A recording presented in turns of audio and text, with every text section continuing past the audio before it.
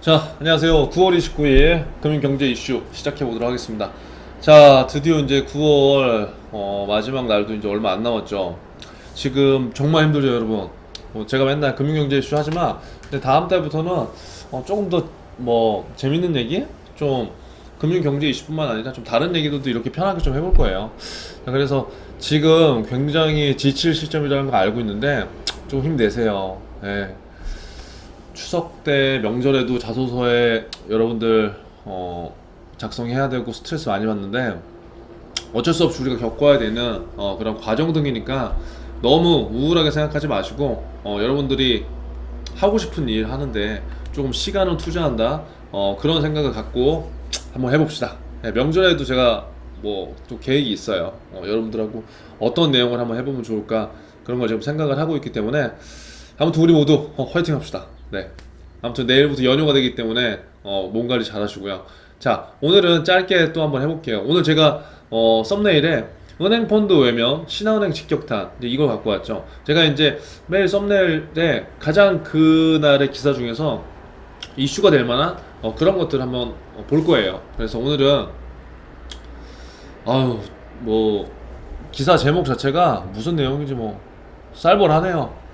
은행 투자자 펀드 외면에 새 모범 규준까지 설상가상. 자, 이 얘기는 제가 얼마 전에 해드렸죠. 뭐냐면 한번 읽어볼게요.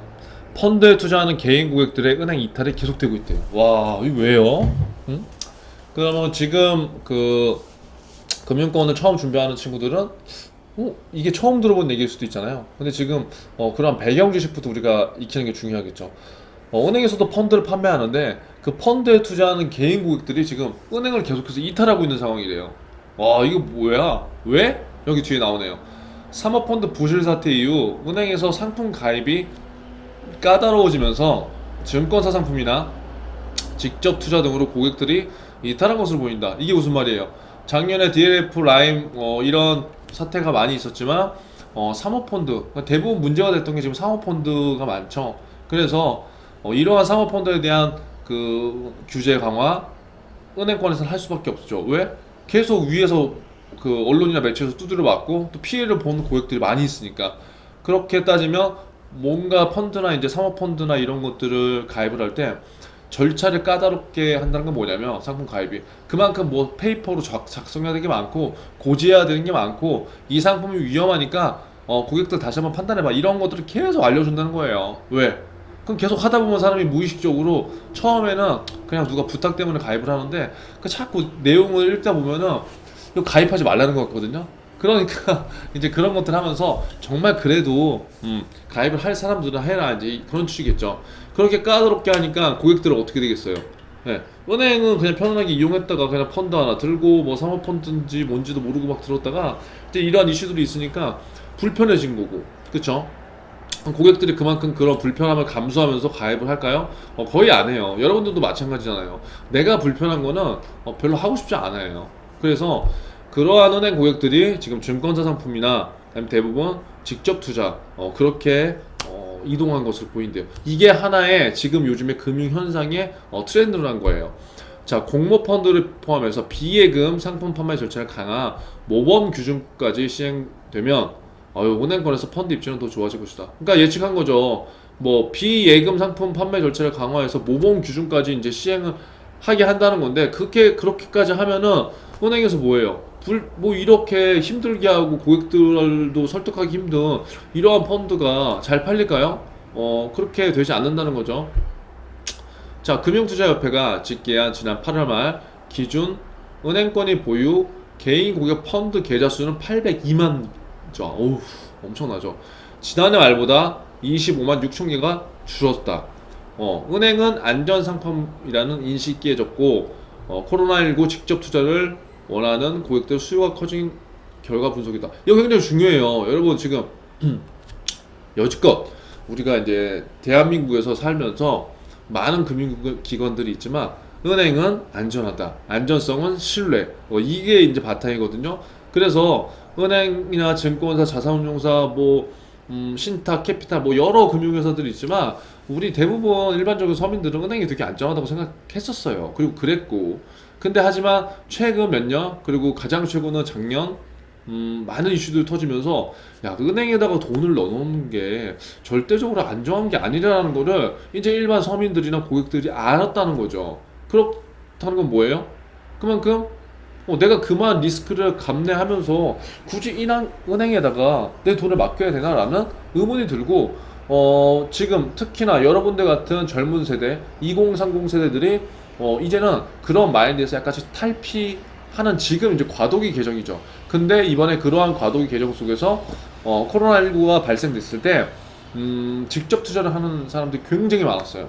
그러니까 지금 부동산 투자도 많고 직접 투자도 많지만, 주식 투자도 많지만, 부동산 투자는 지금 나라에서 굉장히 강한 그 규제가 들어가고 있기 때문에 부동산 자금의 그런 부동산 그 자금들이 주식 계좌로 많이 들어갔어요. 근데 거기에 하물며 개미들도 많이 들어갔는데 그 이유 중에 하나가 이러한 것들이 될 수 있다는 거죠.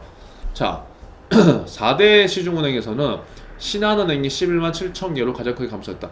그래서 이 기자분이 여기 제목에 아무래도 그렇게 쓴 것 같아요. 자, 보면 라임 자산운용을 시작으로 국민은행은 170 뭐야 174만 9천 개로 단 3만 개 감소가 있었다. 그러니까 이런 걸 보면서 우리가 또 이렇게 할 수 있어요. 사모펀드 문제가 됐는데 여기에서 기사에서 뭐라고 돼 있어요? 사모펀드 사태 무풍지대, 영향을 받지 않았던 국민은행. 그러면 여러분들 지금 국민은행 자소 쓰잖아요. 그럼 이런 것도 고객 측면에서 굉장히 큰 강점이 될 수 있는 거예요. 왜요? 사전 관리, 그다음에 불안전 판매 방지 이런 것들. 그래서 국민은행이 지금 괜찮다는 게 나왔죠. 그럼 우리는 이런 이슈들을 토대로 해서 지원농기라든가 아니면 다른 것들을 엮을 수 있는 게 뭐가 있을까? 그런 것들을 찾아봐야 되죠.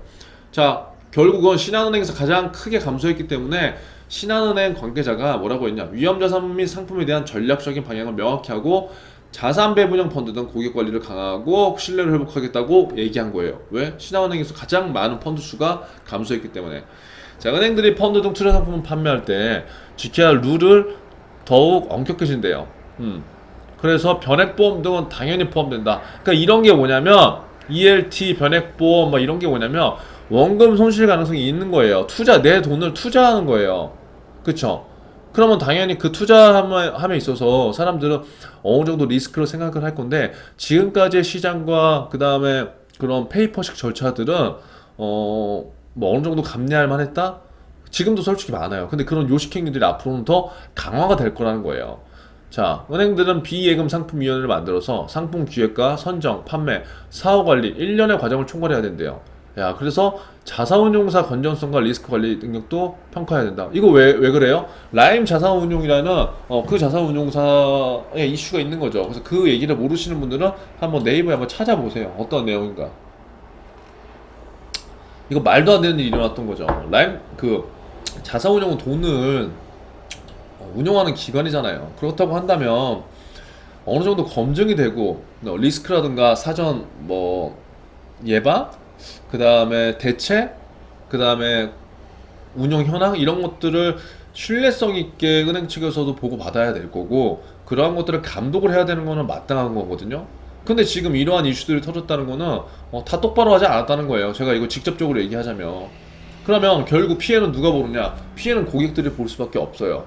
지금 이러한 상품을 만들어서 여러분들이 만약에 금융권에 입사를 해서 들어간다. 상품을 파는데 판매원들이나 아니면 금융회사 직원분들이 그 대부분 알지 못해요. 왜? 내 돈이 어떻게 들어갔는지 내가 상품을 판매했지만 대부분 모를 수밖에 없어요. 왜? 상품 기획과 선정, 그 다음에 운영 등은 저 위에서 일어난 거니까. 그러니까 이러한 일들이 실질적으로 많이 생기는 거예요. 자, 금감원 관계자는 은행들이 고객과 상품을 제대로 알고, 아이고, 넘어갔네요.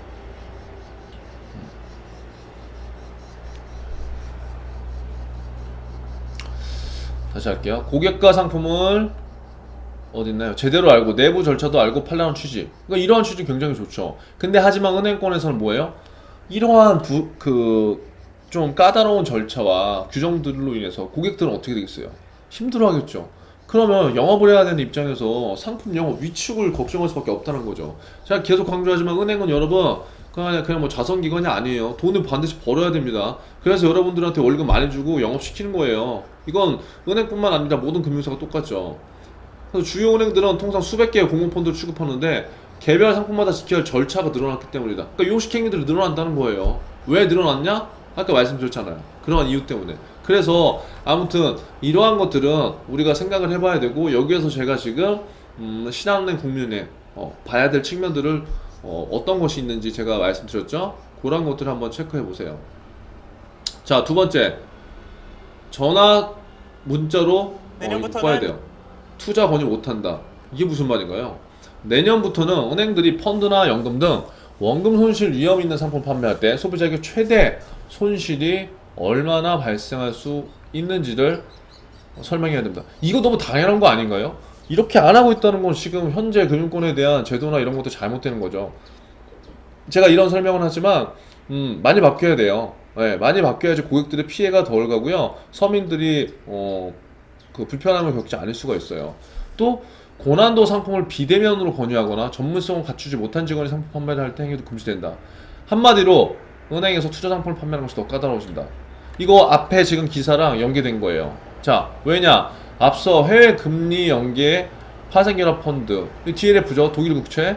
이런 같이 대규모 원금 손실 사고를 예방하기 위한 조치다. 그래서 비예금 상품 내부 통제 모범 규준이라는 걸 공개했다. 이거 앞에 설명한 거랑 지금 똑같은 거죠, 여러분. 겹치는 거예요.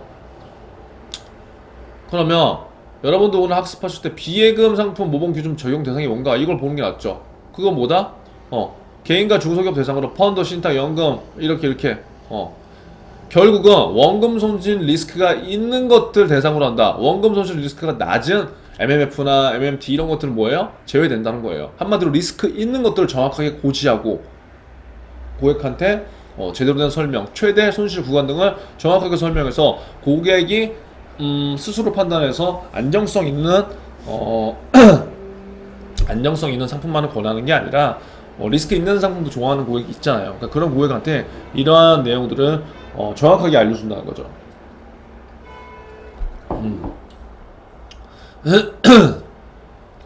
자, 이자가 높은 예금증으로 착각하게 하는 일 없애겠다는데 구체적으로 어떻게 달라졌나요? 주요 내용을 살펴보면 소비자들은 비예금 상품 담당 직원을 통해서만 상품에 가입할 수 있대요. 담당 직원은 관련 자격증을 갖고 있거나 업무 숙련도가 높고 전문성을 갖춰야 된다. 또한 전화나 메시지, 비대면 방식으로 고난도 상품을 권유하는 것 금지한다. 이 말을 역으로 해석해 보면은 여지껏은 전화나 메시지, 비대면 방식으로 고난도 상품을 권유했다는 거예요, 여러분. 권유했어요. 어쩔 수밖에 없잖아요. 근데 하지만 이렇게 지금 안 된다는 취지를 정확하게 이해해야 됩니다. 비예금 상품 모범 규준이 뭔지, 그리고 왜 적용되는지 오늘 미션 한번 그거를 작성해 보세요. 그렇게 하시면서 여러분들이 이런 것들 나중에 면접 때 이거 굉장히 중요한 이슈니까 영업력만 강조하는 게 아니라 이러한 이슈들을 알고 여러분들이 나중에 임원 면접이나 이런 때 갔을 때 가면은 이건 굉장히 여러분들한테 여러분의 가치를 높여주는 소재라든가 답변 스킬이 될 수 있습니다. 실무진 면접 때보다. 자, 소비자가 원금 손실 가능성을 직접 확인할 수 있는 상품 설명서 Q&A로 만들도록 하겠다.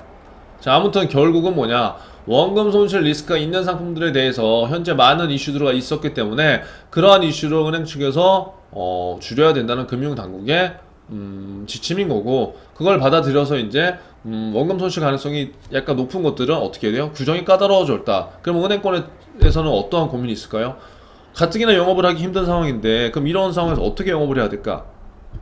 그렇기 때문에 여러분들한테 지금 모든 은행의 자소서나 내용을 보면은 뭐 대책 방안, 신규 고객 창출 방안, 비대면 언택트 전략 이런 게 나오죠. 그런 걸 그래서 여러분한테 물어보는 거예요. 왜? 여러분들의 트렌드는 약간 다르잖아요. 그리고 2030이 갖고 있는 그런 시장 수요가 굉장하기 때문에 은행들도 다양한 수익원을 창출할 수밖에 없다는 거죠. 이건 은행뿐만 아니라 증권, 보험사 다 마찬가지예요. 뭔가를 판매하는 회사들은. 자, 다음 기사 보시면 코로나의 방구석 소비만 늘었다. 이거 그냥 갖고 와봤어요. 와, 전체적으로 다 지금 감소한 거예요. 다 감소했죠, 여러분. 그러니까 경제 상황이 심각해요. 여러분들 지금 취준 상황 굉장히 심각하잖아요. 여러분들 취준 상황보다 경제 상황이 훨씬 더 심각하다고 보시면 돼요. 특히 자영업자 분들이나 그다음 소상공인 분들, 지금 그분들은 돈을 까먹으면서 점포를 그냥 유지하고 있는 분들이 굉장히 많기 때문에 굉장히 많기 때문에 앞에 그 중요한 그런 두 이슈들이 굉장히 중요한 거예요, 여러분. 힘들게 돈을 벌어서 다 그렇게 상품 투자했는데 다 날려봐요. 얼마나 화가 납니까? 금융인으로서 우리가 갖춰야 될 태도, 그 다음에 자세, 마인드, 그런 것들이 왜 중요한지 여러분들이 스스로 생각을 해보시면 훨씬 더 좋고요. 결국 이거 갖고 온 건 뭐냐면, 지금 경제 지수는 모든 게 다 안 좋다. 하지만 방구석 소비가 올라가고 있다. 자, 그래서 뭐다? 그래서 이걸 제가 어떻게든 연결시키면, 자, 모바일 시장의 중요한 이유는 이거예요. 앞으로 방구석 소비가 더 증대될 가능성이 있기 때문에. 물론 이러한 지금 바이러스 상황들이 빨리 종식이 돼야 되겠지만, 만약에 이러한 것들이 계속해서 간헐적으로 발생이 된다면 어떻게든 이런 방구석 소비는 늘어날 수밖에 없어요. 근데 금융권에서는 우리가 금융권에서 뭔가를 하는 건 소비가 아니잖아요. 소비. 그렇기 때문에 그럼 소비가 아니라 현명한 소비, 저축이라고 하면 또 현명한 소비가 될 수 있기 때문에 그러한 것들을 은행의 비대면 시장에서 어떻게 흡입할 수 있을까, 그러한 아이디어나 내용들을 여러분들 생각해 보면 좋고요. 이건 꼭 금융권만을 준비한 친구들이 아니라 내가 만약에 일반 기업에 간다고 한다면 반드시 이런 체크들을 해봐야 되고요. 왜요? 이렇게 산업 전반적으로 다 좋지 않아지는데 방구석 소비 관련된 이런 트렌드나 이런 제품, 그 다음에 이런 업종은 매출이 오를 거거든요. 그럼 거기에서 더 매출을 상승시킬 수 있는 방법이 뭐가 있을까? 아니면 지금 현재 이런 코로나로 인해서 위기가 있는데 어떠한 부분들을 활용해서 내가 가진 직무와 산업에 아이디어가 있는지, 그런 것들을 여러분들이 곰곰하게 곰곰이 고민을 해보시는 게 좋을 것 같아요. 이거 우울한 기사인데 갖고 왔어요. 취준생 직콕 추석. 아, 짜증나죠. 자소서 고심 기간이에요. 이거 무슨 말이야, 진짜. 아무튼 여러분, 뭐 여기 써 있는데 지금 대부분 이제 직콕 추석 할 거잖아요. 저도 직콕 할 거예요. 그래서 궁금한 건 한번 여러분들 물어보실 거 있으면 제가 한번 기회를 만들 거고요. 자, 연휴가 끝나자마자 여러분 10월 5일 마감 국민은행 한미약품 GS 리테일이래요. 자, 제가 지금 국민은행 한 문항씩 풀어드렸고 나머지는 제가 시간 되면 해드릴 건데 일단 무조건 쓰셔야 돼요. 무조건 아셨죠? 예? 그리고 지금 농협, 금호, DB 여기 6일까지니까 지금 우리가 써야 할 기업도 뭐 다 써야 돼요, 여러분. 그러니까 이것저것 일단 가리지 말고 직무를 선정해서 일단 많이 지금 뿌려야 돼요. 그리고 인적성 NCS 준비하셔야 돼요. 그리고 하나은행 이렇게 있는데 여기 날짜 물론 다 알겠지만 날짜별로 해서요, 직무를 일단 공통적인 직무가 뭐가 있는지 한번 보시고 그 직무에 맞게 타겟 기업을 먼저 선정하시고 타겟 기업에 맞게끔 나머지는 뭐 어쩔 수 없어요. 컨트롤 C 해야 돼요. 하지만 지원 동기나 입사와 포부는 조금은 바꿔야 되겠죠. 그래서 일단은 힘들겠지만 여러분 지원을 하는 게 무조건 좋으니까요. 힘들더라도 무조건 지원해보세요. GS 리테일, BJF 리테일도 있고 홈쇼핑 이거 많잖아요. 좋은데. 그러니까 일단 내가 꼭 이거 합격하겠어. 물론 합격하면 좋지만 일단 던져야지 뭔가 결과가 나오기 때문에 꼭 한번 해보시면 좋을 것 같아요. 오늘은 아무튼 제가 뭐 5개 갖고 왔는데 이쯤에서 마치기로 하고요. 자, 이제 벌써 9월의 마지막입니다. 힘내시고 우울해하지 마세요. 여러분 내년 추석 때 회사 들어가 있으면 되잖아요. 그쵸? 내년 추석 때 들어가 있으면 돼요. 그리고 지금 상황에서도 이제 시작이기 때문에 하반기가 좀 더 집중해서 남들보다 조금 더 응집력 있게 자소서를 작성해 보시고 면접을 준비해 보세요. 지금 지원 동기나 이런 것 때문에 굉장히 힘들어하는 친구들 많은데 정답은 없어요. 정답은 없고요. 여러분들이 가고자 하는 그런 패턴 잘 유지하시면서 체력 관리 잘 해봐요. 힘내야지 여러분. 안 그래요? 아무튼 오늘 금융 이슈, 경제 이슈 마치고 다음 주에 우리 금융경제 이슈는 보도록 하죠. 아무튼 명절 잘 보내기 바랍니다.